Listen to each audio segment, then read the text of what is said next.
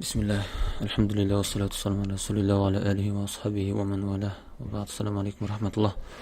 Құрметті бауырлар, бүгін наху вадах дәрістері кітабынан әрі қарай дәрістерімізді жалғастырамыз. Бүгін фаил тақырыбы. Фаил, яғни істікті істеуші. Фаил деген іс-қимылды істеуші адам дейді. Мысалға бір сөйлем келеді, пәленше бүйтті, мына жаққа барып, мынандай қылды, жаттады, отырды, тұрды.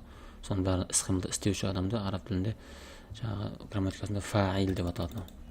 Мысалдар: тарал усфуру, шымшық ұшты. Жарал хисону, айғыр шапты. Лаибал валаду, бала ойнады.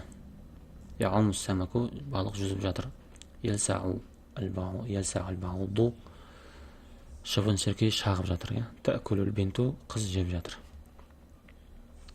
Ары қарай Әл-бахс, енді осы қарастырамыз. Әл-әмселету сабиқа күлуха жумал.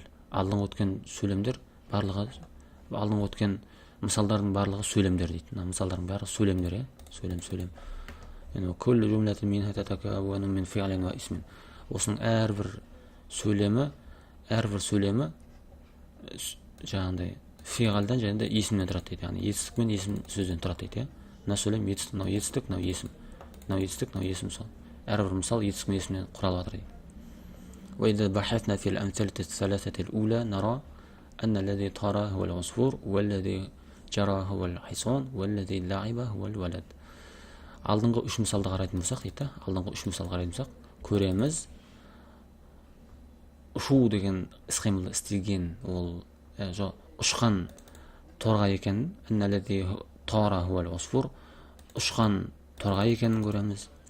Шапқан айғыр екенін көреміз, және ойнаған бала екенін біз көреміз дейді. Фаякунул усфур хуаллази фа'ала тайран. Демек, ұшу деген іс-қимылды істеген торға болады. Вал хисон хуаллази фа'ала жария. Шабу деген іс-қимылды істеген айғыр болады. Вал валад хуаллази фа'ала лаиб. Ойнау деген іс-қимылды істеген бала болады дейді. Валидалика, міне сондықтан юсамма куллу вахидин мин хадиhi al-asma'i thalatha, осы үш есімнің әр қайсысы аталады фаилан, фаил деп аталады дейді. Ва када юқалу фи бақияти al-amthal. Міне тура осылай басқа мысалдарда да айтылады дейді. Тарал усфур, шымшық ұшты. Ұшқан кім? Шымшық. Демек шымшық ұшу деген іс-қимылды істеп жатыр. Демек іс-қимылды істеуші, яғни ол фаил деп аталады. Осыны ғана үйретіп жатыр. Әрбір сөйлемде іс-қимылды істеуші бар, іс-қимылдың өзі бар ғой, және істелінген іс-қимыл бар ғой. Тарал усфуру, шымшық ұшты. Кім ұшып жатыр? Шымшық. Демек шымшық ұшу деген іс-қимылды істеп жатыр. Сол фаил деп аталады дейді. Жарал хисону, айғыр шапты. Шауып жатқан кім? Айғыр. Демек айғыр іс-қимылды істеп жатыр, яғни фаил болады. Лаибал валаду, бала ойнады. Сол сияқты. Ол да тура сол сияқты болады. Мысалдар да сондай. وإذا نظرنا إلى كل اسم في الأمثلة السابقة, өткен мысалдардағы әрбір есімге қарайтын болсақ дейді, وجدناه مسبوقا بفعل. Біз оны табамыз, одан алдын фиғл бар екенін көреміз дейді. ووجدنا آخره مرفوعا. және де осы есімнің соңы марфу, яғни даммамен келгенін көреміз дейді.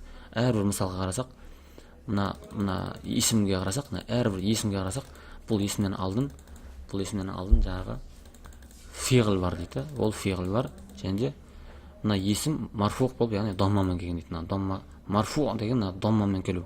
Усфуру деп даммамен келсе, ол марфуқ деп аталады. Енді қағидасы әл-фаил, фаил деген емес, исмун марфуғын, марфуқ болып келген, даммамен келген есім дейді. Соңға даммамен келген есім, яғни тағы да көрсетейік, мысалы, исмун марфуғын. Мына есім сөз, мынау етістік қой, яуму, ама, яуму, мына есім етістік, мынау есім марфуқ болған есім дейді.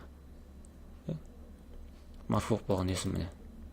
Самакуды, умен кеп тұр, соны демек, есім және де марфуқ болып тұр, даммамен кеп тұр, осы фаил болады.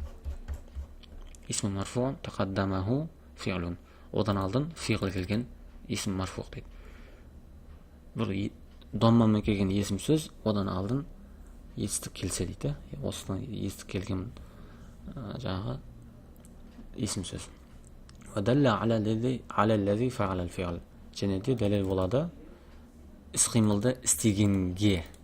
Іс-қимылды істегенге дәлел болады. Яғни іс-қимылды істегенді білдіретін одан алдын етістік келген, дамамен келген есім сөз дейді. Іс-қимылды істегенді білдіреді дейді. Яғни елсағал бауду, шыбын-шіркей, шыбын шағат, мысалы, шыбын шағат дейді. Бауд деген шыбын-шіркей сияқты, мысалы, маса бәрін айта береді. Мысалы, маса шағып жатыр. Шағып жатқан кім? Маса. Мына көрінсе дамамен келіп тұр. Марфуқ келіп тұр. Осыны не дейді? Жаңағы фағил дейді. Бұл дамамен келіп тұр. Біріншіден, екіншіден бұдан алдын етістік келіп тұр. Міне көрінсе, өзінен алдын етістік келсе, соны айтып отыр. Осы фағил деп аталады дейді. Ва ахиру дағвана анна алхамдулиллахи раббил аламин.